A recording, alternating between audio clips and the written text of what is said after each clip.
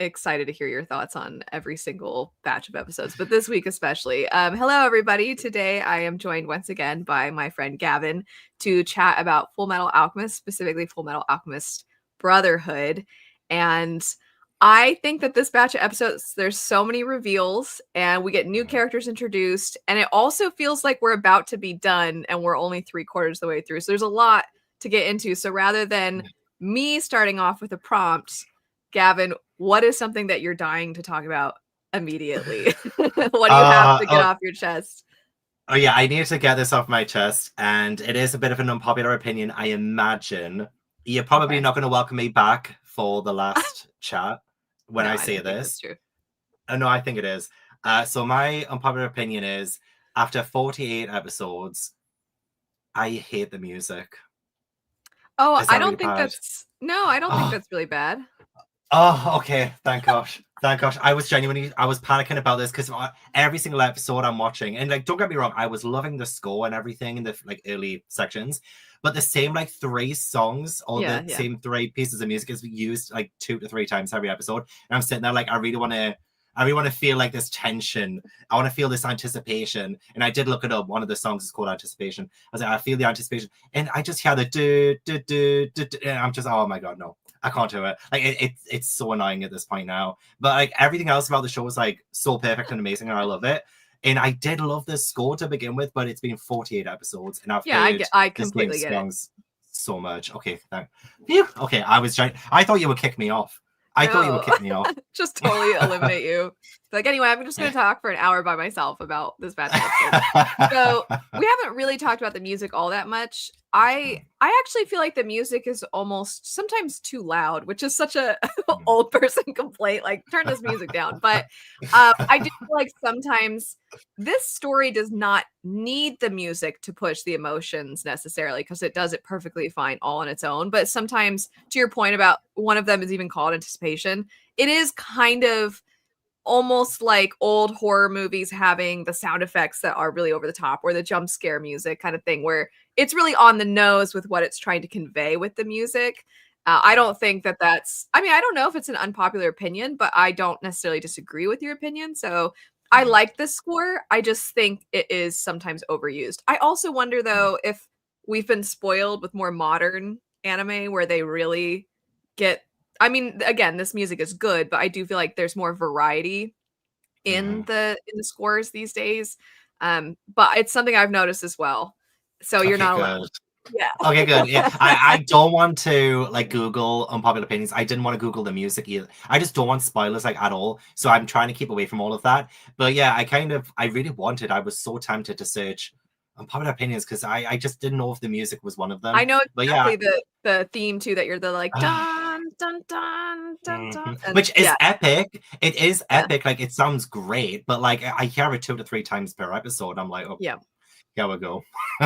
Yeah, I think maybe the music was more, I don't know about this, but I wonder if it was slightly more varied earlier because there were less edge of your seat scenes, because there was a lot more setup.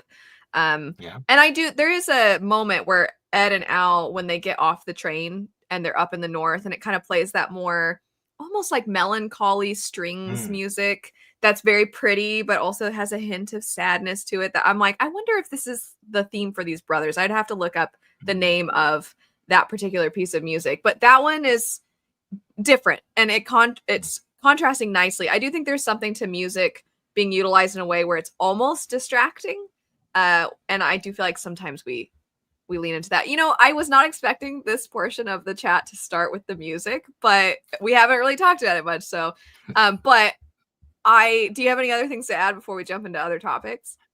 Or is that like the main, like, you needed to get that off your chest? I needed to say something because I did have like maybe a little bit of a feeling towards it in the last like discussion. I was like, maybe there was something that I wanted to say then, but it wasn't too bad of a problem then. I was like, okay, they just seem to have the same kind of songs that they want to just like fall back on. Because you say, like whenever there's the kind of twisty moments and stuff, we have been getting so much of it in this batch.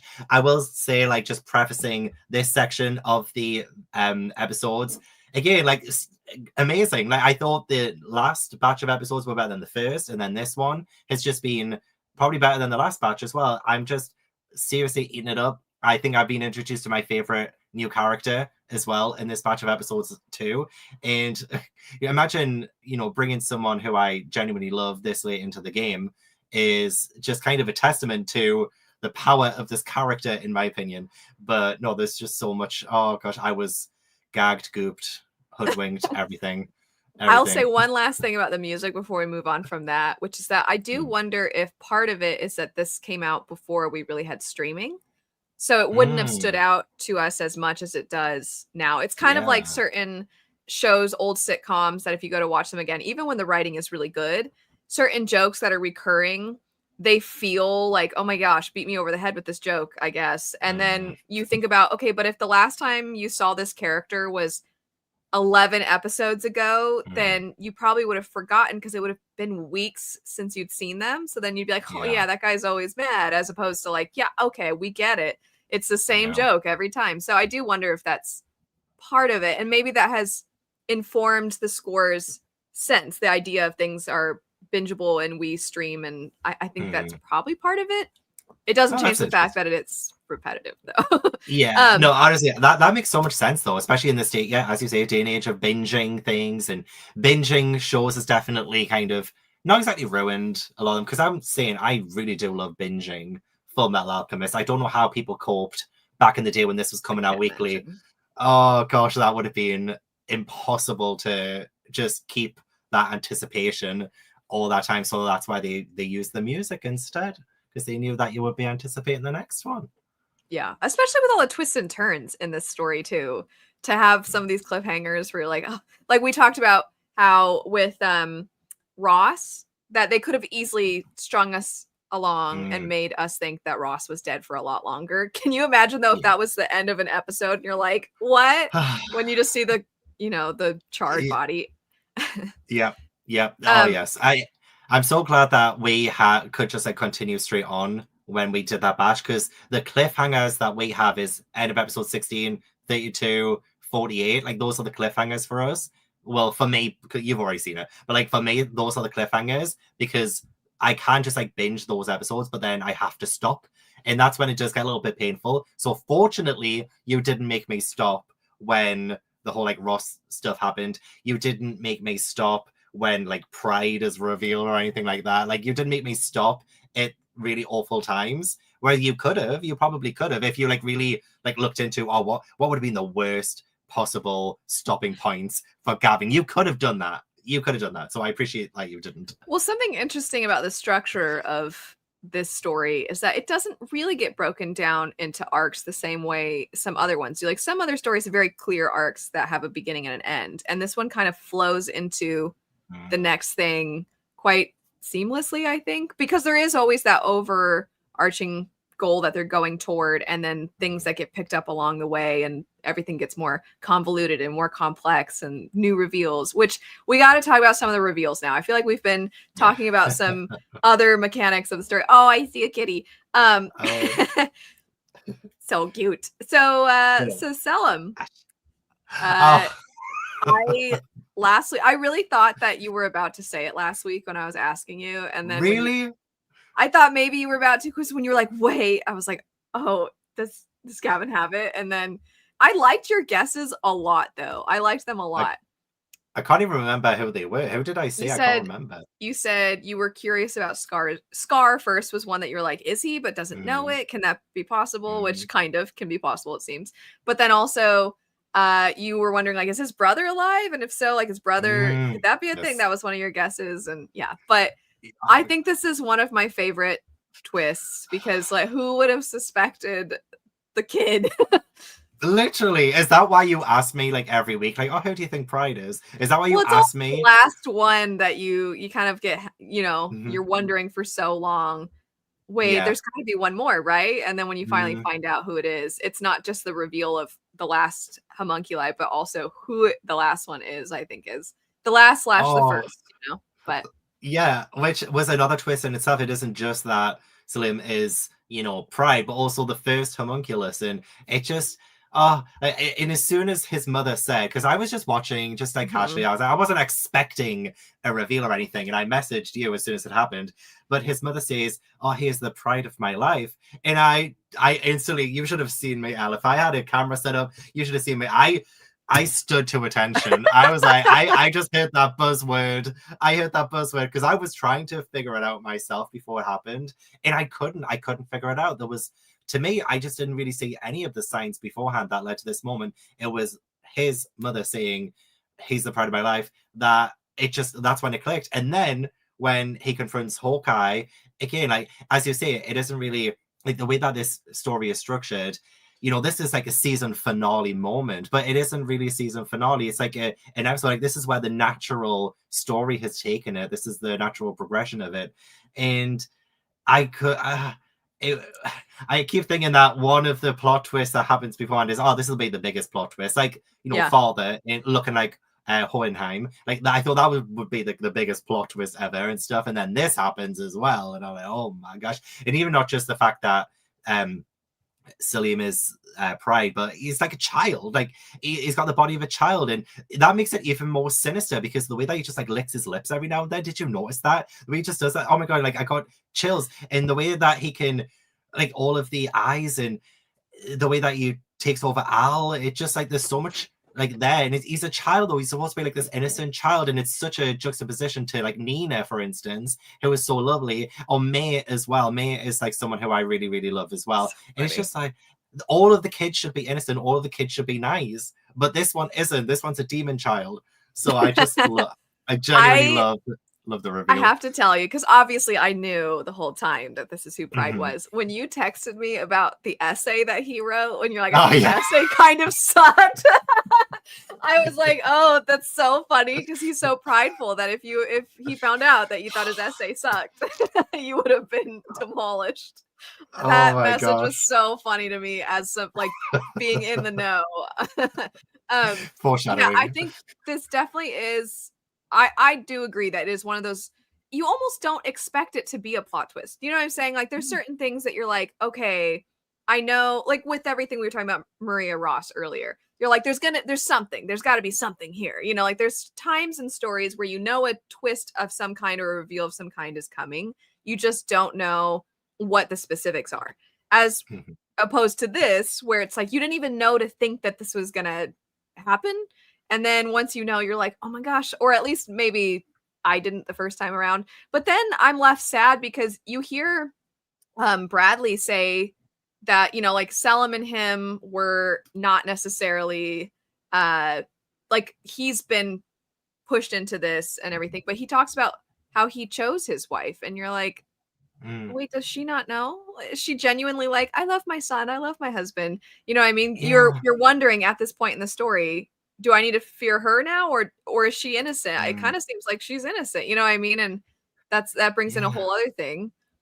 That was the cliffhanger of these episodes. So the last episode we watched was episode 48, and Mustang and Hawkeye I guess they're kidnapping her, but they're asking her to go with them. So it will be really interesting to see what they do with her character moving forward and what she has to say about things, because it was interesting that you do mention that King Bradley said like he chose his wife kind of thing. It felt like there was a genuine love there, and I thought I didn't realize that he could feel that towards someone else. So it kind of opens up this idea that maybe obviously when we have Greed, like he seems to be able to think for himself at times too, but when it comes to like emotion, so many thoughts on the Greed thing. Oh my god, Greed, like laying everything, greeling, as Ed likes to call it. But I thought, maybe they couldn't embody other emotions. So like, I don't know, with Bradley, I thought, is he capable of love, like genuine like love? So that was actually like very interesting. But yeah, I'm very intrigued to see what his wife thinks about it all, because can they really keep all of that a secret from her? Like, or has she like secretly known, but she just doesn't want to risk losing her family unit, and like being able to show support and love to the people that she loves is maybe her way of, I don't know, feeling, I don't know, useful to, the people around her or anything. I don't know. I just feel so bad for her and like her place in the world. I don't know what that means. Like, I hope she hasn't been too ignorant to it, but it also seems like such a well-kept secret until now. Everyone's like finding out about things, Yeah, I also because you brought up greed. First off, the fight between greed and wrath in the Mm, house, even though it's not like a mm, really big fight, is so cool. And just kind of yeah. seeing the homunculi face off against each other. But also, I feel the most or the least hyped sad plotline is the former friend of Greed who's all alone Oh. now because all his other friends died, and then he finds Greed and he's like, "Oh, Mm. Greed, it's me!" And then Greed kills him because he doesn't remember, and then he realizes right after he kills him, and you're like, that's the saddest plot line that always goes, I feel like, unrecognized. But that I is know. like, I was off to go get some groceries after that, and I was like, this is really sad. I can't stop thinking about this. It's so sad. He really, anyway, it made You're me just like emotional. crying. You were like crying in the supermarket, just grabbing all the things, the tomatoes, the cucumbers, the lettuce. You're just like, oh, I think his name was Beetle. I think it was his name or something I like don't even that. remember his name. That's so mean. Like the most There's a lot of overlooked. characters. I know he's No, overlooked, never got his name, but it's. I mean, I'm trying to imagine being in that position. You watched all your mm-hmm. friends get Yeah. slaughtered, and then you're like, Mm, "Is my other friend still alive?" And then you find yeah. this person, and then you're like, "Wait, this is you." And then it seems like there's recognition there, but then they kill you anyway, and that's your last moment. It's so sad, and it's sad for Yeah. Greed too, in their own Mm, way, where it's like all the feelings come flooding back. But I do yeah. like this kind of back and forth between his personalities at this point. Mm, I do enjoy that yeah. element. I loved like with the scene with his friend. Well, I didn't exactly love it because, as you say, it was emotional. But it's the look of betrayal on Beeto's face. At least I believe that's his name. I think it's Beeto. And like the look of betrayal. He's like, "I'm your friend. I'm your friend." Like that is what it's right up there with like Nina. I think for me as well because of just how traumatizing that is after everything they've been through. But definitely the moment that we needed for Ling to kind of take control again. And I thought that was really cool to say because I said in the previous live show that, oh, like how good is this a thing for Ling to actually give over his body? Like, will that actually be good for him in the long run? Or will it just lead to more evil? So I feel like this was like such an important moment for Ling to be able to get the strength in order to like, I guess, make his voice known and try to fight Rational back. with him. Yeah, and I loved it as well when it was it the fight against gluttony. I'm starting to like sloth gluttony. I think it was gluttony when Ling is like, "Oh, let me take over for a bit because I actually know what to do here. I can help fight." And then Greed is like, "Okay, like you know what I mean." I love that, like that kind of working together thing. That was so cool. And yeah, the fights are just getting cooler and cooler. Earlier on in the batch of episodes as well, the fight with Scar and Kimberly, I think, on the train and like Yes. that set piece was amazing too, like seeing like the snow and seeing uh was it Kimberly who is the one who gets like skewered and all of Yes. that, like all of that happens and I'm like, this is like kind of gnarly but at the same time like quite epic too, like getting the train separated. Oh, it was so good. It was Yes. like set Very piece after set cinematic. piece. Cinematic, yeah, that's the word, that's the word.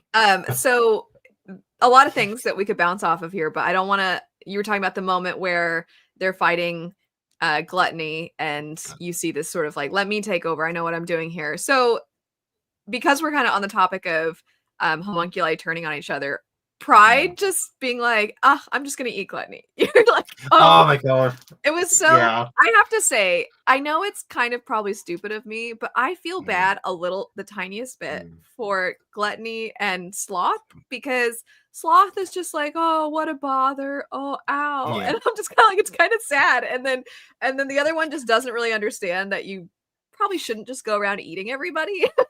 But Yeah. the betrayal when Pride eats him is kind of tragic. Even Yeah, everybody it else is. even is horrified at it. Yeah, it's like, okay, so some of the homunculi seem to know exactly their role in things and their place in it, which really does compare so beautifully with the military as well in what they do, because they don't know fully what their roles are as well and they're being used. So it does feel like the homunculi themselves are in part being used. So like the more impressionable ones, I guess, there's probably a better word for that, but like the more impressionable ones like gluttony and sloth. Like they seem to have been made for a certain purpose, which isn't their fault really. And it's kind of tragic that happens. But Pride doing that to gluttony was horrifying.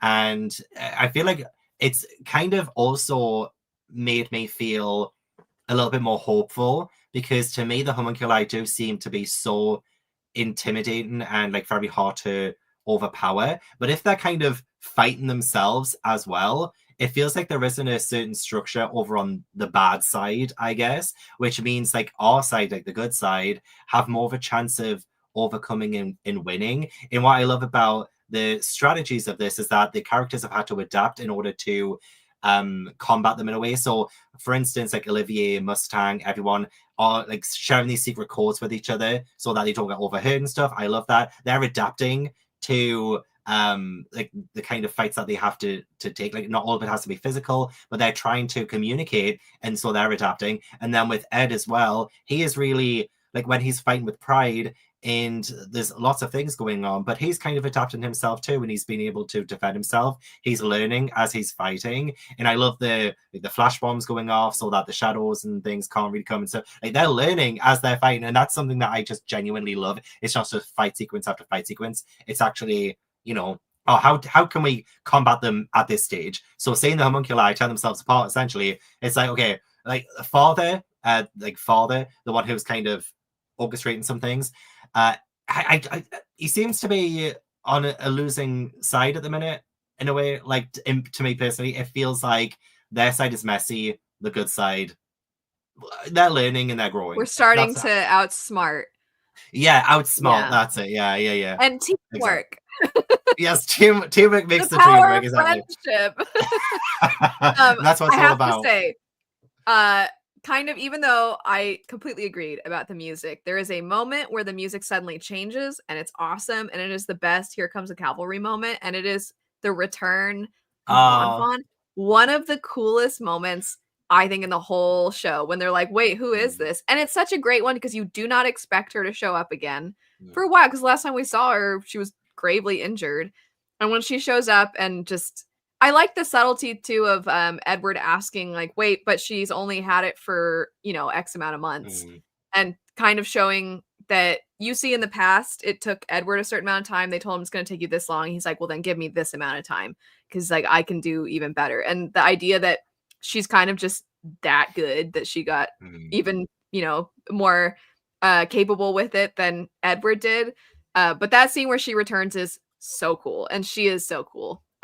And that music, if you watch that moment, the music is unlike any music they play pretty much the rest of the show in that return moment, and it's, I mean, for lack of a better word, it's epic. Were you excited about that return? Oh yeah, I literally put at the end of episode 47, yay, Lynn Feathers come to help, and I was so over the moon. But then I noticed in episode 48, did they not like speak at all? Like, can they not speak at all? Because maybe I missed something, but they just didn't say a word. And maybe they will show like, up and fight. Yeah, they just show up and fight, like not a word is spoken. So I was like, oh, like, I don't know if maybe I'm reading too much into it because I haven't been able to continue on just yet. So maybe they do speak, but I was like, can they not speak anymore? Like, what's happening? She has spoken. It's just, I think that there's something to the sort of stealthy ninja way of fighting.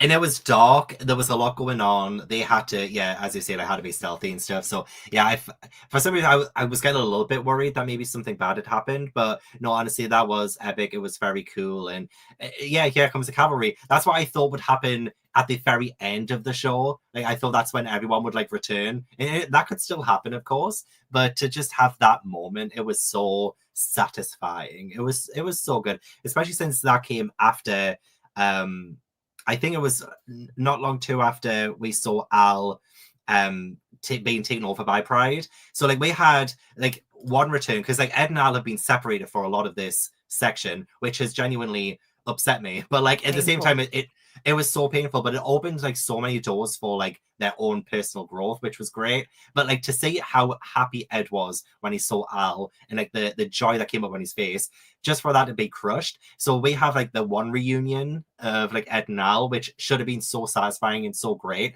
but it kind of wasn't because poor Al was taken over. But then yeah, we also have Lon Fan and Ling / agreed. And like that actually satisfied me more than Ed and Al getting back together in a way. So I was like, I that, which was weird. It was so weird, but no, I love the returns. I love the reunions. I feel like maybe this is like amping up so that we have more of them in the future, and especially since we have Hohenheim, although he's referred to as Mr. Ho at one point. Which I was like, is that really what we're calling him? Okay. In him promising language-wise, it's probably not a thing, but I guess for us. yeah. For as soon as that happened, I was like, okay. But yeah, he's promised to like reunite with Father at one point as well. So there's just so many reunions. Hohenheim and Ednal also had a couple of their own reunions as well, which obviously has already happened because they've seen each other before. But it just feels like there's just so many people coming together, and it's not just Ed and Al. It's like boom, so many players. So you brought up Hohenheim. I have so many thoughts about this character, and I've been just because you don't know too much beforehand. At this point, we know a lot about this character now. And first off, that moment when he kind of like confronts Pride, and then I didn't get the exact wording, but he says something where it's basically like, tell him I'm on my way or something like that. And you're like, is he actually awesome? Because that line's just so cool, and he seems kind of menacing in that moment. But when we actually look into his past and we understand him, I've got the background here is kind of him in the past.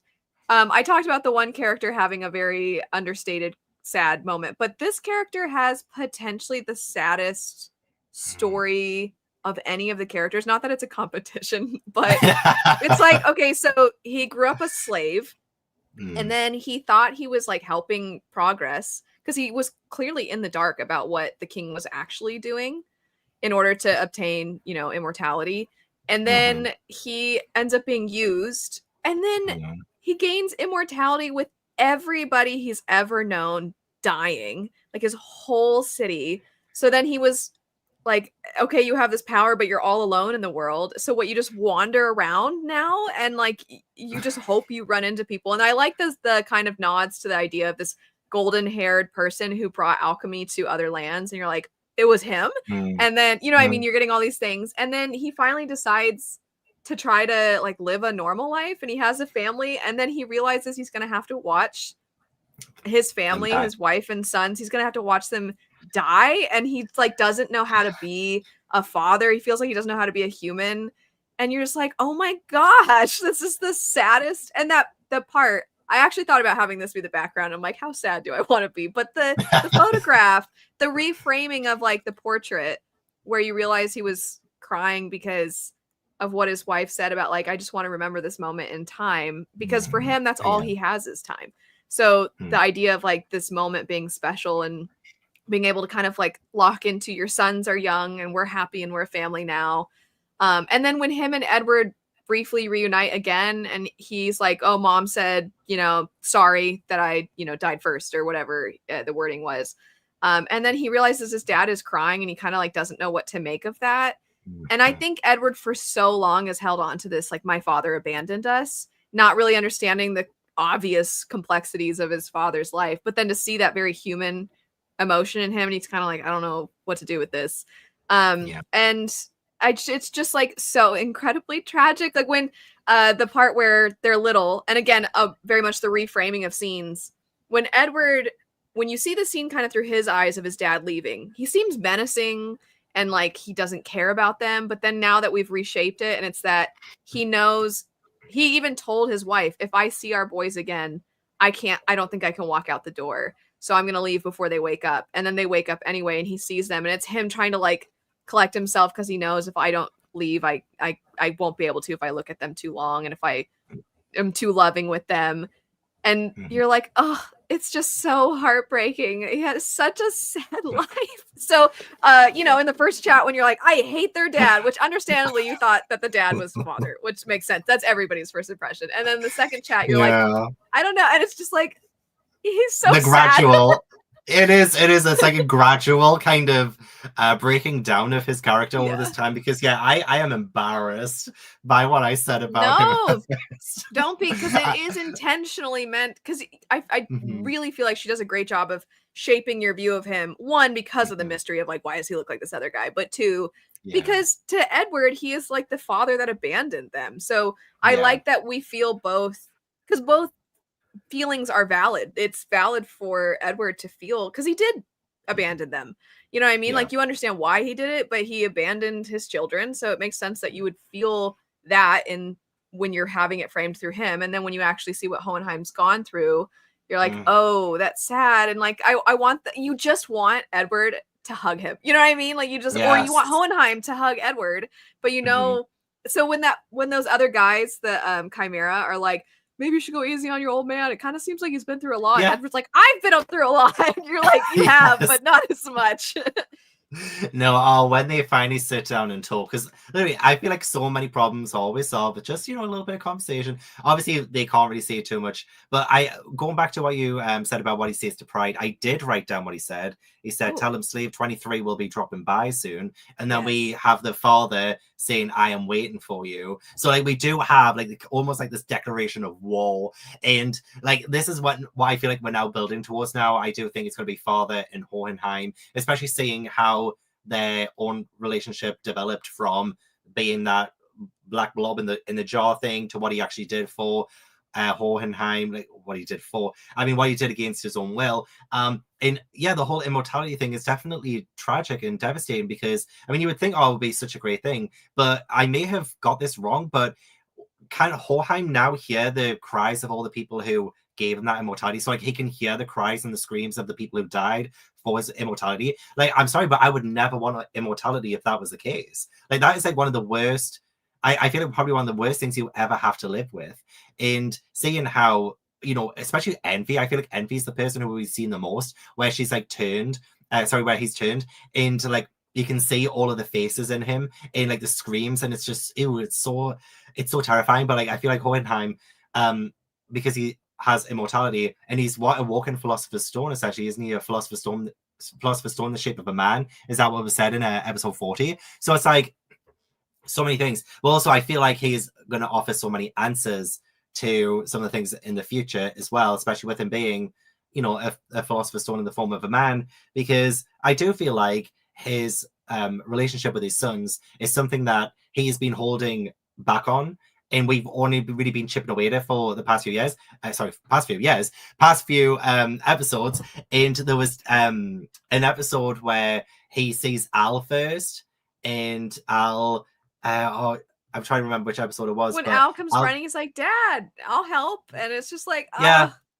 I found it. So in episode 44, Hohenheim says, this boy still sees me as his father and naturally trusts me. I owe my sons the same. And I'm like, he is like, trust is like one huge thing in this world, 100%, because like, who can you trust really in all this and the other? But the fact that he sees through Al that childhood innocence and like he still sees me as a father, like I really should be, and I should be there for him, and like all these feelings are connected to it. And obviously Hohenheim has his own problems, and it is heartbreaking that he has to watch his family die. And I can't even imagine what he's grappling with there. But even to just try and be there for them and just to try and help is something that I think is such a huge character progression. But I did love his entire backstory as well. He said, it was in episode 40, he said, humans live for the bonds they form with family and friends. And I hate how everything that's happened to him has caused him to remove himself from being human, remove himself from the family and friends that he's made. And like, what is the point of living then if you can't have those people around you? So we've been saying, case in point, with Hohenheim, how he's had to force himself to be removed from that, because he can't even hold his own kids. He feels like he's going to hurt them. It's, oh my God, it's just, I feel so bad. Okay, back when that scene where him and Edward run into each other, and he's up late talking to Granny, and then you see, remember when I pointed out that scene to you where it seems like he wants to like touch Edward while Edward's sleeping, and it's just like, okay, that scene, and when you go back, it's like, oh my gosh, you know what I mean? Yeah. It's so sad when just how sad he is. He's so sad. Yeah. He needs a therapist. He genuinely does. Like, the poor man. He just needs more people in his corner, I guess. But I feel like he's slowly allowing people to be that for him potentially, like especially since if we are gearing up for what is it, the Promised Day, I think it was called. We're gearing up towards this. It's it's intense, it's insane, and yeah, there's just so much there that I feel like everyone has to be Don't in. you just feel like they need a big group hug, like him, Edward, and Alphonse? They just all need to hug each Yes, other. yes, they It's so do. They sad. absolutely do. I feel If like they only their all mother haven't. was around. Yeah, oh, that's it. And obviously, he did say something. Hohenheim said something about like some kind of regret for which obviously he's just filled with regret. But there was something he said about his wife that did strike my heart. It'll be somewhere in my notes. I'll probably find it at some point.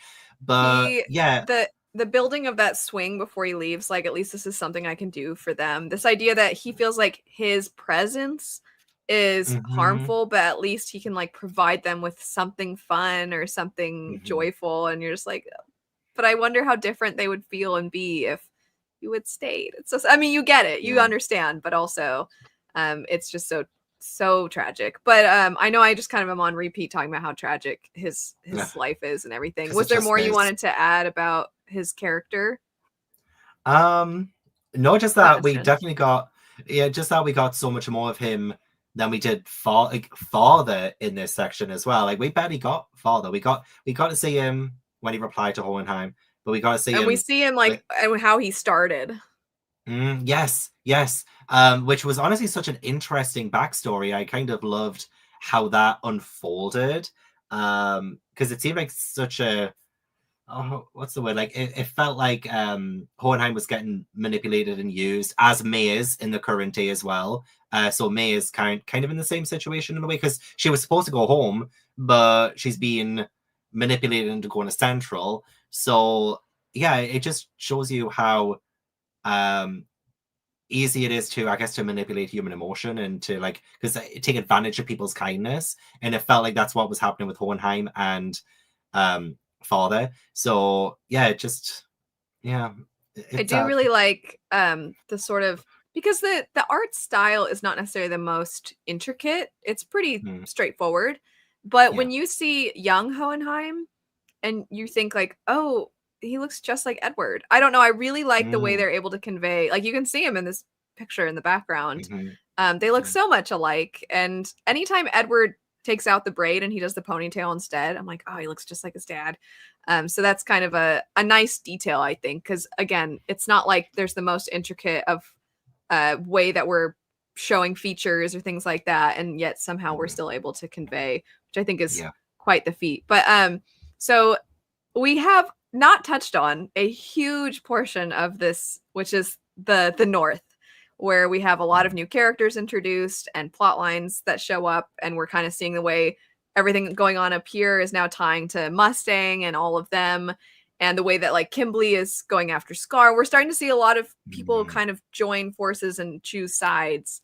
So you mentioned at the beginning you have a new favorite character. Would you like to talk about who they are? Yes, and you know what? I bought the Full Metal edition of Volume 13, I think it is, and there was a woman on it, and I, ever since buying that volume, I bought it probably like a year ago or something. Ever since buying that volume, I was always like, I wonder who this person is, because like she looks very interesting, just off look alone, you know. And now I finally have my answer. She is definitely one of the best characters, Olivier. She, as soon as we got to hear Armstrong's sister, and I was like, oh, okay, like she might be just like him then. She might be like really sweet and kind and like, but also like really like sensitive and like probably cry and stuff. But no, oh my gosh, she's like the total opposite. And I love her for that. Like she is so blunt. She doesn't really take any crap from anyone as well. Like she will call people out when she sees anything, you know, any injustice happening, I guess. And yeah, I loved her tenacity. I loved the way she called Ed Little Red Runt straight away. It was so funny. And also just seeing and noticing that they were keeping secrets from her. Like she's very intuitive. Like she knew straight away, you boys are keeping something. I'm going to find it out. I want to figure it out. Also help me. And so she does end up having this like really cool scene with the boys like under the underground, like in the tunnels and things. And it's so funny as well, because you know how Mustang is my man. Like Mustang, love him to bits. But I love it when she was like, oh, I don't care for Mustang. You know, it's just, Yeah. that's when I should have hated her, because I was like, oh, how dare you? But at the same time, her, like, them two have like such fire towards each other. When he keeps saying, oh, I'll take you to dinner, and then she's like, oh, you're gonna follow through on that threat, are you? And you know, things like that. It's just like, it's so funny. But the moment where I think I fell in love with Olivier was when Raven is there, Yeah. and Raven is talking about, oh, you know, immortality, and all she can think about is her soldiers. Like, oh, will my soldiers be involved in this? And she's like really thinking of other people at that moment, and then she just literally kills them in front of everyone. I was like, what?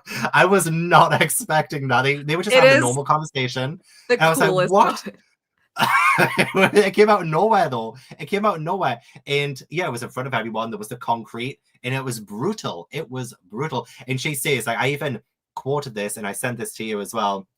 And she says, I don't need a new seat from you. You're going to lose the one your moldy ass has clung to for too long, you old traitor. And I just, oh my God, like, I fell in love. And that was 3 episodes, I think, after she was introduced. 3 or Yeah, 4 episodes after she came into it. Like, oh. They do not waste time with characters in the No. North. No, they do not. So yeah, she genuinely just came, like, swooped straight in. And now she's playing a very dangerous game, though. She's playing a very dangerous game, but I believe in her. I think she's got this. And it is the kind of game where it's like, oh, will she turn to the other side potentially? But I don't think she will. I do like I the believe in her. way that she I feel like certain characters you're kind of told in various stories, like, oh, this character is good at manipulating people, or this character is sneaky. And she presents so blunt and straightforward that you almost think the idea of being manipulative is not a part of her arsenal. But then you see the way that with Raven, she plays the kind of like, well, I'm just a woman, and I guess I do have a soft spot for children. And because she knows it's going to appeal to like his kind of creepy side where he's like, oh, my dear. And, you know, and mentally she's like, ugh. But she plays the role. And then later it makes it that much more satisfying when she's like, nobody comes between me and my, you know, and mine, basically. But then when she shows up with Bradley, she's like, well, he was running his mouth, and I figured we can't have that happening. And you're like, oh, now she's utilizing the word you described, I think was perfect, tenacity that she's known to have, and knowing that's going to appeal to Bradley, because she just like on the fly is like, I can't do the same thing with him that I did with the other guy. I got to give him a different excuse, because otherwise I'm out of here. I can't pretend like I don't know anything. So the fact that she just comes straight forward with it, you're like, oh, she is more sneaky than she comes across. And that's why, to your point, her and Mustang, I think, are so funny, because they kind of, I think, respect each other but hate each other. And they're kind of competitors because they both want to take down the system. They both feel like they can do a better job, but in different ways. And I will say she's a character that I kind of like begrudgingly really like, because anytime she tells her brother, basically, like, you were a coward and you betrayed our nation and stuff like that, you're like, I don't really like that. Not just because I love Armstrong, but also we see what happened in the Ishvalan War. And if you saw what happened, like, you understand that she has this mindset of like loyalty to me and mine, you know? And whereas I think Armstrong is much better at deciding, like, we don't need these arbitrary lines to define who matters. And so he has compassion like that. We talked about before, that moment where he's holding and he's like, how can this be justified? And so she hasn't seen that, you know, because she's not necessarily an alchemist like the rest of them, but she just sees it as, how could you betray your own, you're weak. And so I feel like on one hand I'm like, oh, she's so cool, and on another I'm like, she's kind of dangerous though, you know what I mean? You're like, would you wouldn't be would you compare them then to Ed and Al? Because like the sibling dynamic, like, would you say Olivier is more of like an Ed, and then you have Al, who's probably more of like an Armstrong, I like would the more say, sensitive kind of side? if we were to pick, certainly that's who I would assign. But I do think they're different in that Ed and Al, which this was actually a theme that got brought up in this chunk of episodes, they take, as Miles puts it, the much harder route of deciding we're not going to kill anybody. And I think Edward has a natural opposition to authority in him that weirdly Alphonse is more like, oh, brother, we have to be respectful, you know, and Edward's like, whatever. But I do think that they both, they kind of have mixes of the both of them. They kind of have the best of the both of them, that they have like the loyalty, but they also don't feel like it matters if somebody's from one place or the next. They just think, you know, you need to meet people where they are and treat them with respect, and that we shouldn't use people for our own gain and things like that. So, but again, you do see people kind of looking at them as like, well, they're idealistic, and you're like, well, maybe, but I'm glad they're in that state currently, and that as long as we can keep them there and hope for that, I feel like that's why they almost seem like they could bleed into generic good guy protagonists. They could easily be considered that because of like their ideals. We don't kill people and things like that. But there's way more complexity to the two of them, and they still have to make really difficult decisions. So I think it goes beyond the stereotype, but it's still like, oh, this is how a good heroic character is written. But I do wonder if they had grown up in the time, to your question, that Olivier and Armstrong, what is his first name? Alex, I think. Alex, yeah, yeah. Alex. If they had grown up in the same time as them, and you had, let's say Edward was the alchemist and Alphonse was, you know, more in Olivier's position, would the roles be reversed? Would they see the world differently, or would it come out like, would Edward turn out like a Kimberly? You know, like I don't think so, but we don't know, because your circumstances do shape you, and they had a nice mother and things like that. So I don't know. It'd be interesting to put these characters with, because Edward's personality could very easily lend itself toward destructive, I think. But that's a good question if comparing like the sibling dynamics. I only ask because it seems like there have been quite a few moments of like duality with like so many characters, and like maybe like mirroring, like the way that people mirror. My accent is probably terrible. I was trying to say this, but like, because I'm just thinking of like when, like in this section, we have Ed and Al begrudgingly have to fight a little bit when Al is possessed or taken over by pride. But then we also have Olivier and Armstrong fighting at the house, and like Olivier's like, I'm going to be head of the family and all this, that, and the other. And it's like such a funny moment. I was kind of rooting for Armstrong, I'm not going to lie, because like he is. No. We met him first, and I do love him, and I feel like he deserves it. But like the way that they were fighting, and then their family were just talking about their vacation that they're about going in the background, like so it was played for laughs. It's so dumb, but like it was so funny as well. I don't know why it is, but like I feel like with Olivier as well, like I feel like her voice actor as well, because I am just doing the dub version of it. I feel like her voice is like lends pretty well to the character. I feel like she's doing a really good job at that, like showing like how direct and how like this is mine and I'm going to take kind of attitude that she has sometimes. But like I feel like she's definitely still like on the right side. She's doing things that hopefully are going to be good in the long run. But that whole section of them fighting, and she's just like beating him up and dragging him back into the house and stuff. It's just like that part was quite funny. Since you're watching the dub, fun fact about the sub is so you've only read Attack on Titan, correct? You didn't watch the anime? Yeah, just read it. Okay. So the voice actor for Hanji is Edward's voice actor. Oh. So Edward in the sub sounds much cooler. Oh. Because they do a really good job. And I think in both the sub and the dub, the voice actors for Alphonse are women. So which makes you just have a very I'll just have a very light kind of like very nice. I think Mustang's voice actor is more bro-y in the dub, and in the sub I think he's a little cooler. So anyway, we don't need to go into sub versus dubness. Clearly that's a whole I'm the one that brought it up. Well, you mentioned, but I mentioned dubbing. So I think a character, another one, I feel like this section, because of where it's placed, it's right before the, you know, like the race to the finish line conclusion. And also a lot of the events in the last batch of episodes are so heartbreaking. And so I feel like certain aspects of this in general, I'm on repeat and saying, I feel like they go a little more under the radar, but I feel like Miles is an underappreciated character. That I don't know why I get so emotional when him and Scar talk to each other as like my red-eyed brother, and you're just like, ugh, I don't know, the like instant camaraderie, but also like pushing each other. And we got like, here's the way they talk is such a product of like the way that they recognize that they have to kind of like look out for each other because of what's been done against them. And I just love their interactions. They're so like heartbreaking, but it's so cutting. And it's also they can't really afford to sugarcoat things. You know what I'm saying? Like there's a certain level of bluntness that comes with the territory of what they've endured. And also Yeah. just like Miles is a very complex character too, in that when you hear that he just barely missed the cutoff for being part of the group that was going to be exterminated, and you're like, and you still are on their side, like it's just seeming like, oh, how could you? And but I like that in a weird way. I feel like he doesn't hold Scar to the same morals that maybe other characters do, but then at the same time, Scar, interestingly, you would think that he would find Miles to be the among the worst. Like, how could you do Hmm. this? But at the same Yeah. time, Betrayed.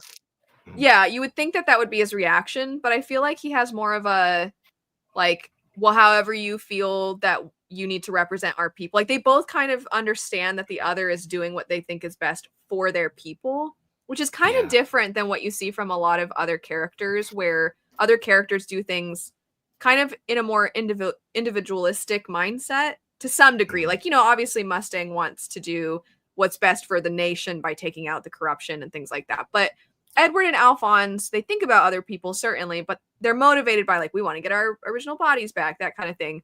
Both Miles and Scar have this, like, our people.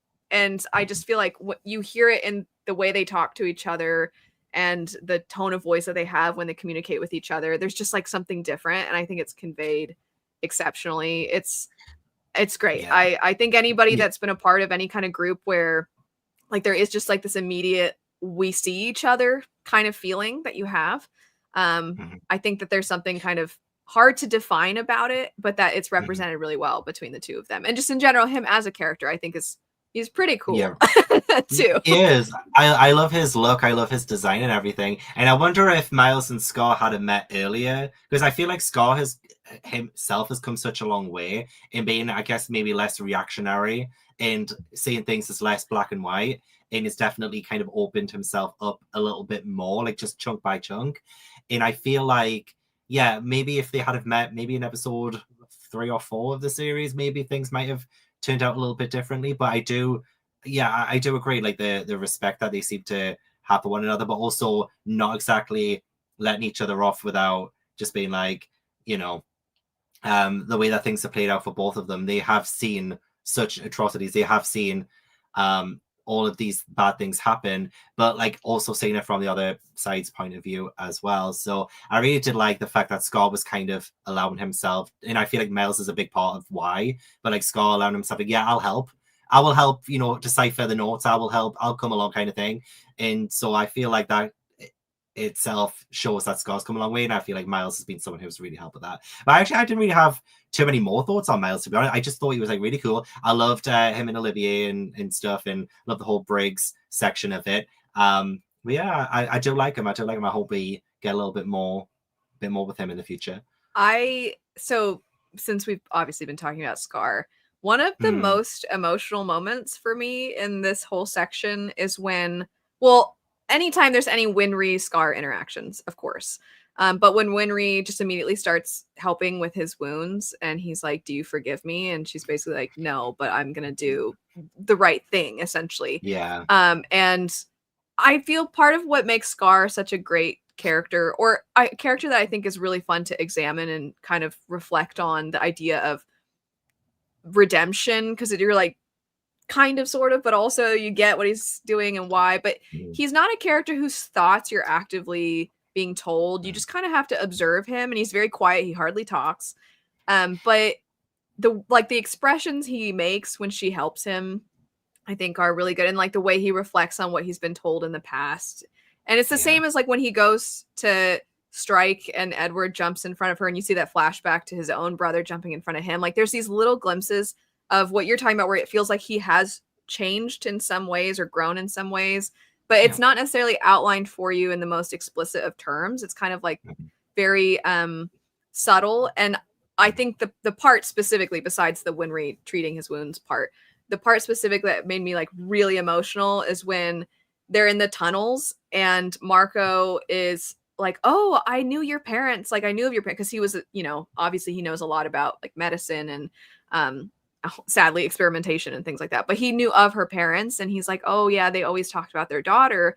And he has a line where I made note of this interaction. I don't know if I made note exactly, but So when Marco is praising, this is what I was writing, when he's praising Winry's parents, and like Scar's face in that scene, when he's hearing like, these were good people that I killed. And you're just like, ugh, like they probably were, obviously Winry's a teenager, but her parents probably weren't that much older than she was. And it's like, I think naturally he's not just filled with bloodlust. He doesn't want to go around killing everybody. He just wants justice. Because what does justice even look like for his people? What they did was an extreme tragedy, what was done to them.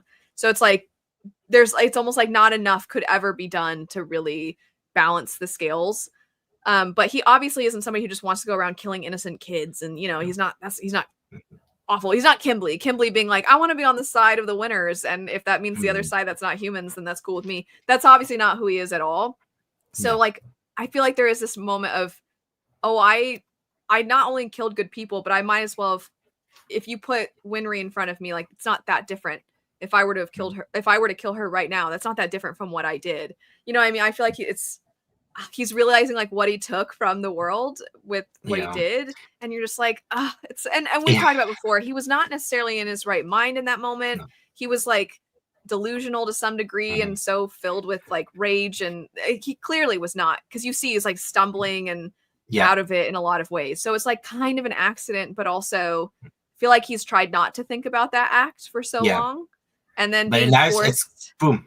It's he's been confronted by it. He's been forced to have to confront it, and he has to live with it, which is probably a fate that I don't think he ever would have, or at least like I didn't think that he would ever have to deal with at the start of the show. I thought he was this killer machine, and but then the more we learn about him and the more we see it from his point of view, and like it's not spoon fed to you. We have to kind of see things like either in a flashback so we actually see what happened, or we get the breaking down of his character and how he kind of, instead of just being like fight first, ask questions later, he's kind of been maybe not exactly mellowed out, but he's more self-aware now. I wrote down that he said, I'm a festering wound of hatred when he's talking to Winry, and the fact that Winry is, again, like she has hands that bring life, not death, and she is able to overlook her pain in order to help someone's wounds, like the person who took her parents away from her.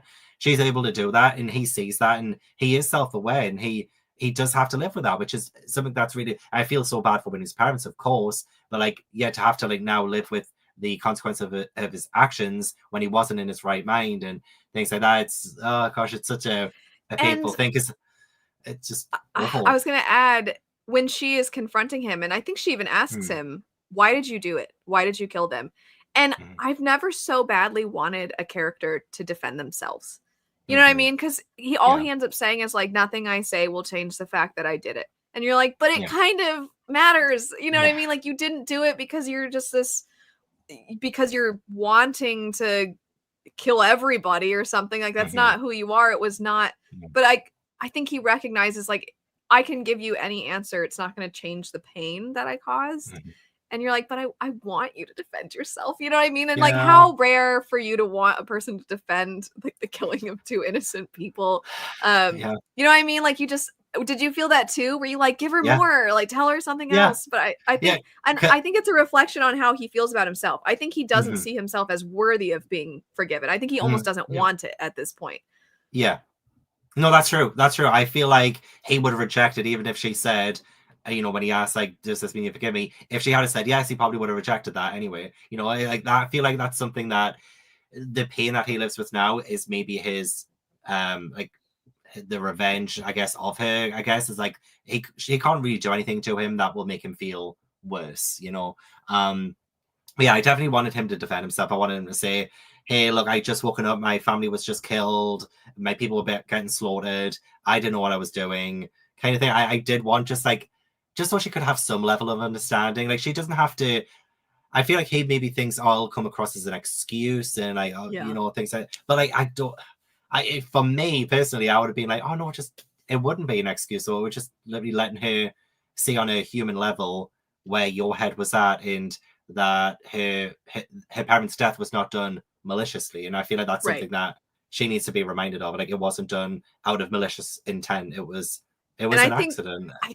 I really I know it's a lot of reading between the lines and Mm. interpretation, but I really think that he, because of the fact that she's showing him kindness, one, I don't Mhm. think he thinks he deserves it. And Mm. two, I really think he's in a weird way afraid to be forgiven. You know what I mean? Because it's like I don't think he sees himself as I think he sees himself as I'm already dead. I'm just going to take out Mm. as many people along the way as I can. I don't think he Mm. thinks of himself as living past this point. So Right. I think that there's like this he almost doesn't want to have to look inward anymore. He just wants, and it's, I just think he's such a well done character in showing the effects of extreme trauma and violence against a person. Mm. And the way that like I think everybody else reduces him to this person that just goes around and slaughters people, this guy that like wants revenge. You know, like I feel like even you initially, not literally you, but like the viewer or the reader kind of at first, you know, there's more to him, but he does get reduced to this killing machine. And then Winry's one of the first, if not the first person we see really. I mean, May as well. Sorry, I have something stuck in my eye. But Oh. May does kind of band with him, but like he kind of bands with her too. Like it's not really a Mhm. spoken thing. But Winry is like Winry has every reason to hate him, and she's choosing not to. And I think that she is kind of holding up a mirror to him. Like that's what he could do himself. He Mm. could choose to leave that behind. And I don't think he knows how, nor does he want to. Obviously, he lost. Again, I feel bad like doing comparisons here. He lost more. His entire race was essentially wiped out. So, which is not quite the same as like losing just your parents, which is extremely tragic, of course, as well. But like he lost an immense amount. So I'm not saying like their pain is the same necessarily. The scale of it's not the same, but it's still Winry is he very much sees in her like you have every right. He even tells her, I think the first time like, okay, you go ahead and kill me then. You I Yeah. based off my judgment, you get to make this decision. Go ahead and do it. And Mhm. I almost think that's like quote unquote like the easy way out because then he doesn't have to reflect anymore. And again, it kind of feeds into the idea True. of like I don't think he sees himself beyond this point. And so I think when she doesn't make that decision, I think it kind of like genuinely makes him glitch a little bit because it's like, how could she not?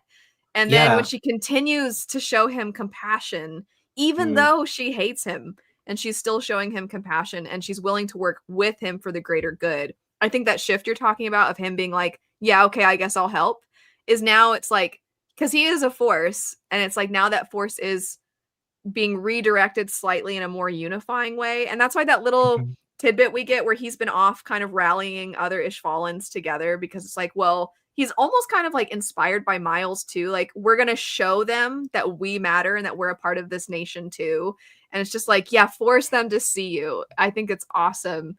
And force Mhm. them to see that, which it's awful that he was ever put in a position or that anybody, because this applies to real life too, that anybody is ever put in a position where they have to force you to see their humanity. It should like the idea that certain groups have to do that. Like nobody should have to. We should all understand that we are all here together regardless of our differences. But like I feel like it's an accurate representation of the horrors of our own world and the way we treat each other. And I feel like he is just such a great example of that.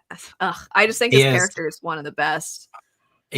What's interesting to me is like what is his life like after this as well? Like, because yeah, with Winry presenting this like option for him, where if she did shoot him, if she did get her revenge, then yeah, like he's out and he doesn't really have to kind of live with himself after all of this has happened. So like, what is life like for him after he succeeds at his goal? If he succeeds at his goal, if he gets revenge, like what is his life like after that? So it's kind of like one of those interesting questions that I don't think we'll get to see because I don't know if we'll get an episode where it's like 20 years in the future and we get to see the characters all, you know, grown up after everything that's happened, the promised day has arrived and they've won, anything like that. Like I don't know if there's like an episode like that, but it'll be interesting to see if Scott is able to live beyond this, if he does feel like his purpose is fulfilled. I feel like that's probably going to be a really interesting question for the last section is like people's journeys and if they do get their goals, like what comes next, you know, what happens after happily ever after. Well, on that note, that's a perfect segue into asking you your Oh. predictions. I predict now that we find out that Hohenheim is a walking philosopher's stone in a man's suit. Oh my god, can I briefly just talk about what he did to Azumi for a second as well? Yeah, yeah, the like. Oh my, yeah, the way that I just did that, I honestly, I felt bad for him when he got punched in the face, but I probably would have done the same because it looked like he was murdering her, and I was like, whoa, like what's going on? But obviously, I did see him put his hand in his own chest at one point as well, but I just didn't know what he was doing. But it was so nice of him to help her and to like rearrange her guts and stuff. I was like, it sounds so. Oh, it sounds gross, but like he actually helped her do that. I was like, oh my god. But yeah, I just wanted to briefly mention that because that really took me by surprise. Yeah, no, you're like, is he about to kill her? Yeah, I was like, but for why? But for why? And hopefully now she also feels a lot better now. She did seem like she could breathe better too. So I was like, oh, she's not in as much pain. That's awesome. But I predict that Hohenheim is going to sacrifice himself so that his sons can get their bodies back. And like his philosopher's stone or whatever is going to be the catalyst to that happening. I also do think Hohenheim and Father are going to have a showdown. Like I feel like it's going to have to come down to them too. But then if that happens, like who's Ed fighting? Who's Al fighting? Like, but I do feel like this is something that Hohenheim, after this huge history with Father, is like I feel like it has to happen. Like it has to be a confrontation between those two. Do you think? Yeah. I feel like I always end up coming back to this question, but are you scared for anybody? I'm scared for Hohenheim. Yep. I'm scared for Skull. I feel like just saying before about how what is his life like after all of this? Like has he done too much that has caused him to not be able to, especially since it does look like the guilt of Winry's parents is like weighing on him a bit. Like will he be able to continue on or will he sacrifice himself? Who do I think Pride is going to be is another great question. Who's Pride? Well, I feel like as well, they will have to still take down the homunculi and all of that, so that'll be really Do you interesting. think we've seen the last of Envy now that they're in that form? No, I feel like it's very fitting as well, the fact that Envy would be reduced to this like parasite kind of thing, especially since what the homunculi have done, what Father has done, and all of the philosopher's stone making, what the military being forced to do, and all of this that's happening. It's like parasites have like infested this entire world, and like we need to stop these parasites from continuing to feed off of the innocent people of this world and stuff. So I feel like Envy will potentially come back. I feel like they're going to need all of them. I feel like Lust might have to come back as well. I feel like all of the homunculi will have to be there for Father's plans to come to fruition. Although actually there was a mention of Father needs one more person when he was doing the chess thingy-mabobby, and he had like Ed, Al, he had a couple of other Hohenheim and people. Azumi. Hohenheim and Azumi. It was like, oh, we need one more person kind of thing. I'm like, oh, who was that? Did that guy mention who the last person was? I'm I not can't going to say remember. anything. Mm. I have a couple of funny moments that I wanted to mention. First off, when May reunites with Alphonse, and she's like, Alphonse, and she's all happy. And then Winry's there, and she's like, who's this hussy? And then he's like, Yeah. what? No, she's just a friend. She's just, and he's like, wait, why am I apologizing like I'm some kind of slimy? Like that part's so silly. I wrote that down as well. I wrote the exact quote he says. Why am I explaining this like I was cheating on her or something? That's what I'll say. I think in the sub he's like, why am I like acting like I'm some two-timing like it's I think slightly different, but it's really funny because he's such a precious sweetheart and he's like, wait, like he just immediately started going into like, no, I'm sorry. And like, then what about the apology? And then Edward when Winry's treating his arm and he's just like sitting there and he's remembering that Hawkeye said that like, oh well, like you love her, right? And then he's like, ah, and he flips out, and then he just starts reciting the periodic table, and she's like, what are you doing? That Because was so again, funny, he but can't handle no. anytime anybody says anything about him having potentially any kind of Mhm. affectionate feelings for another human being. He has Yeah, to immediately start shouting or doing yeah. something ridiculous.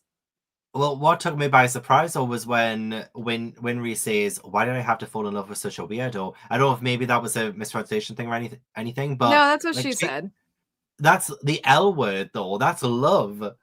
She actually said love. Why did I have to fall in love with such a weirdo? She's fallen in love. Like that is like so explicit though. Like it isn't even just a kind of, oh, like will they, won't they? Like that she loves him. Like an actual love. And I was like, oh, I mean it's so cute. It's so lovely, It but is so cute. cute. Remember before you were kind of Yeah. resistant. And I I still was. do feel like their friendship is so cute that you're like, they Mhm. could just be friends. But then also the way they are in like romantic terms is like it's so Mhm. kind of innocent and Yeah. stupid that Yeah. it's cute. And I like how Edward so there's when he okay, we didn't talk about when he gets pierced through and then he like has the back and the chimera help him. And so that part is great, I think. And then when Alphonse collapses, but the way that the scene kind of like goes between the two of them is that when Edward like lifts himself back up and he says like okay but I promise the next time she cries it would be tears of joy and like he's clearly thinking of her and then when they Mhm. shift to the scene with Alphonse the way it shifts is it goes to her seeing what's happened to Alphonse but it's almost like you could see it as like he's envisioning her also you know what I mean like that's what he's thinking of is her in that moment and you're just like oh and obviously I don't think anybody would say he doesn't care about Alphonse. He's constantly thinking like, I gotta help Alphonse. I gotta stay alive for Alphonse. I gotta get Alphonse's body back. But just to know that like his love bubble has expanded to include Winry. It's a little more explicit in his mind now. And like when he holds her piercings, the like the jewelry, Yeah. that part where you're just like, oh, that he loves her too. He just can't accept it because he's so like, Oh. I gotta focus on one thing at a time. If I can just help Mhm. my brother out and help the nation, maybe Mhm. then so speaking of like what comes after I feel like he it's almost like he can't let himself love another person until this is done because he recognizes like he can't be and I think this is why I think Full Metal's so good because it fits into the abandonment thing that he has with his father where it's like if I Yeah. can't fully commit then I don't want to commit at all because he doesn't want to perpetuate that pain, that cycle of pain that his dad left on him.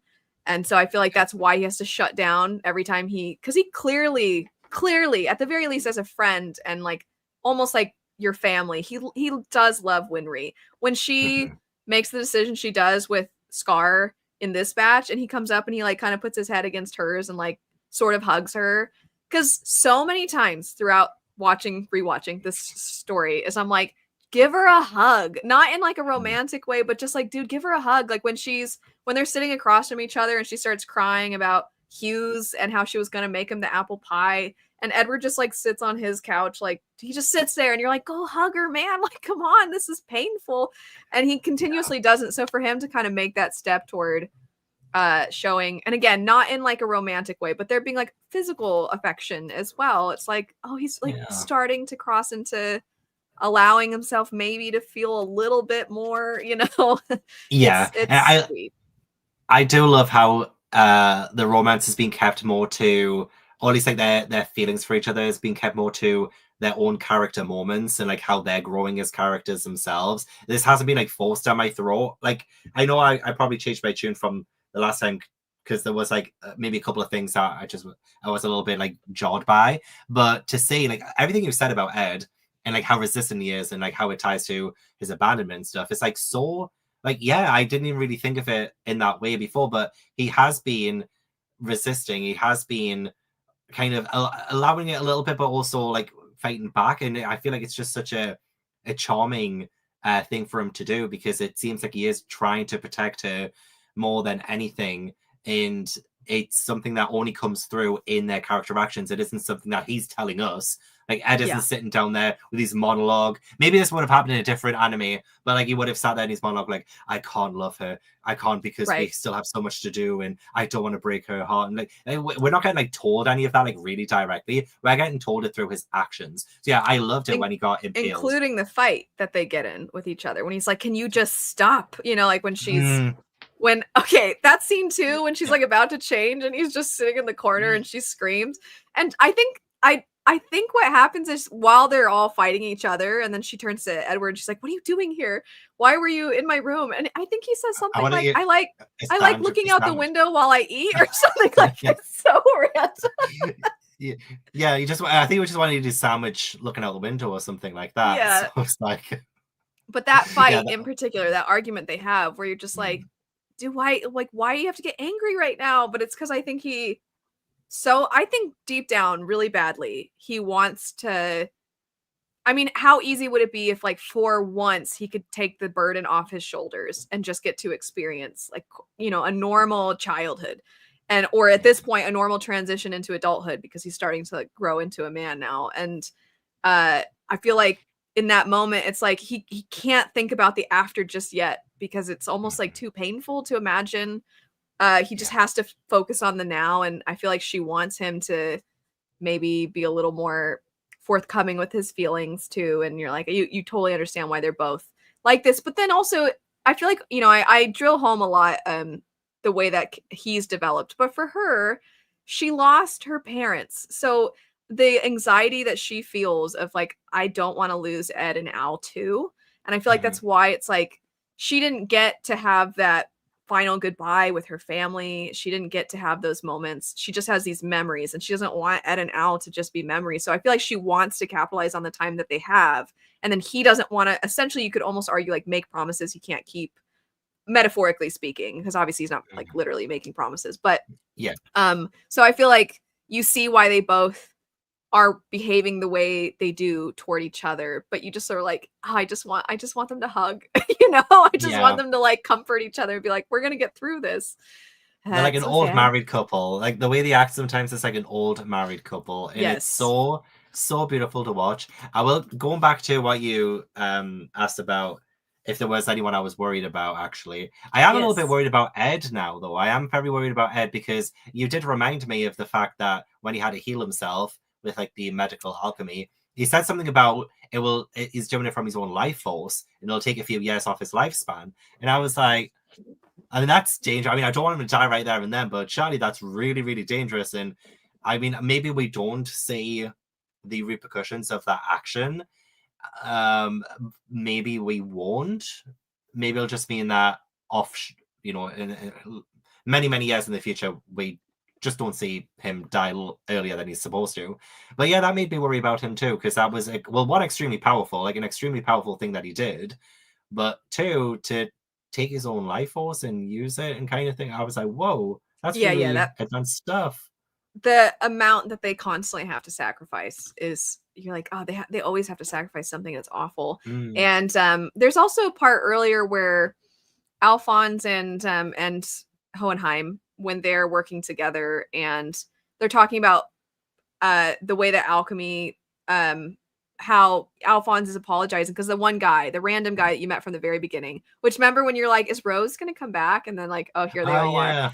But the random guy's like, hey, we still have that radio that you fixed and stuff. And Alphonse is like, I'm so sorry though, because I feel like we inadvertently kind of caused this. And the guy tells him like, well, there's something kind of beautiful about not taking shortcuts and having this return to like simple things, or we all kind of just work together to rebuild and we have these connections with each other and things like that I feel like is really beautiful too. But then also there is that I feel like we're talking about predictions and fears and things like that, but you're just like, oh my gosh, because they're talking about like decimating the entire country, you know. It's like, is this foreshadowing for like what's to come? I feel like that's because, you know, obviously I've seen this story, so I'm always trying to tap into the feelings I had the first time of this, like, are we gonna revert to like destroying so much? Because we've been talking about like taking out the government, taking out this corrupt system, taking out the military as the ruling force, and then like sacrifices being made, not using shortcuts. So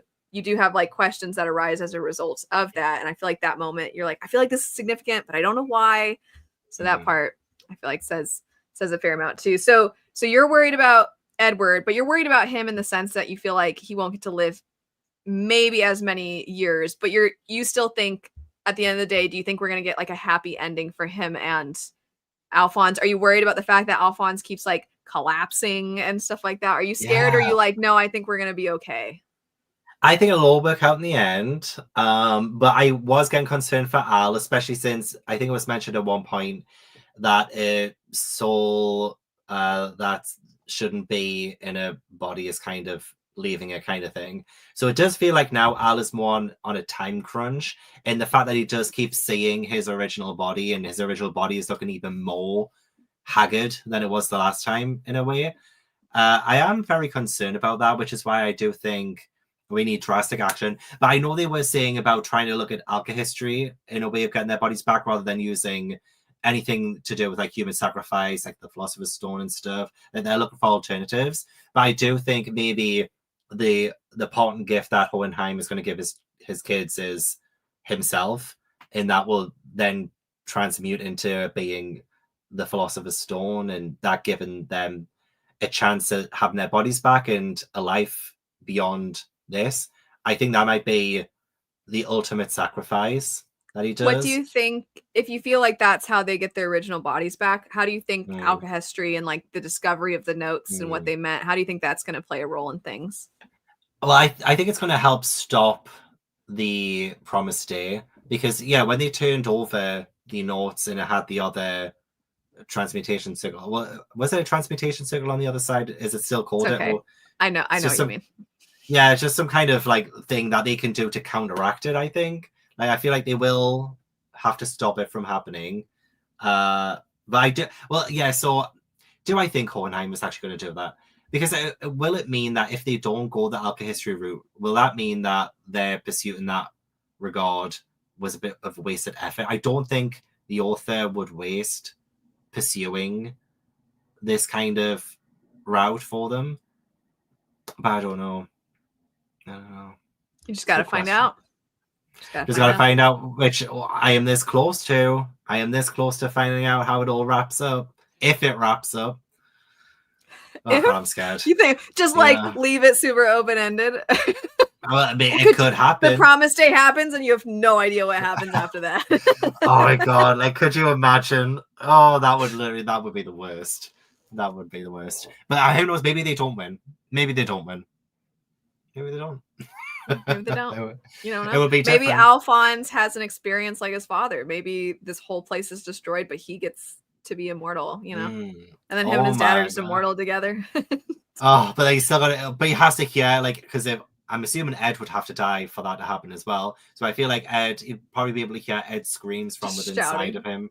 Yeah, the entire time. Oh, that would be awful. But hey, I'd be down to one last, I mean, this is not the best thing to end on, but I just want to say, we've been talking about like the subtleties and the way that you kind of see things through behaviors and stuff like that. When Hawkeye, first off, it is so frightening when Hawkeye realizes who Pride is, and then he like sneaks up on her and whatever. And when Mustang calls and like immediately hears in the tone of her voice that something's not okay. And she says to the dog, which I love the dog, but when she's petting the dog and she's like, oh, he just always has that impeccable timing and or whatever. And you're just like, they love each other. Like, you're just like, oh, Hawkeye and Mustang, they're so cute. So it's just a good, stupid. It's so weird that you get like, you really don't get very many interactions between the two of them, but you're like, oh yeah, no, they're endgame for sure. I ship them, you know. I don't feel like that's unpopular. We started with an unpopular opinion and we'll end on a popular opinion, which is Mustang and Hawkeye are great. Well, what about Mustang and Olivier? See, I think that they're funny from a standpoint of like they push each other in a non-tension, like a tension with attraction kind of way. I like genuinely feel like she's like, I kind of respect you, but I also would love to just like crush you like a bug under my shoe. You know, I think she's, but I don't think it's in any way romantic. Yeah, probably not. No. Because so much of the story being about trust, I feel like Hawkeye and Mustang are like incredibly trustful of each other. Mhm. There's the whole like Edward and Alphonse, Edward and Winry, like these other characters that are filled with trust. And I do really like when Edward tells Olivier, I can't say something. And by telling her I can't say it, it kind of is a callback to when Armstrong, as in Alex Armstrong, is talking to Mustang and he's like, I can't say, sir. And then he's like, I'm ordering you. And he's like, I still can't say.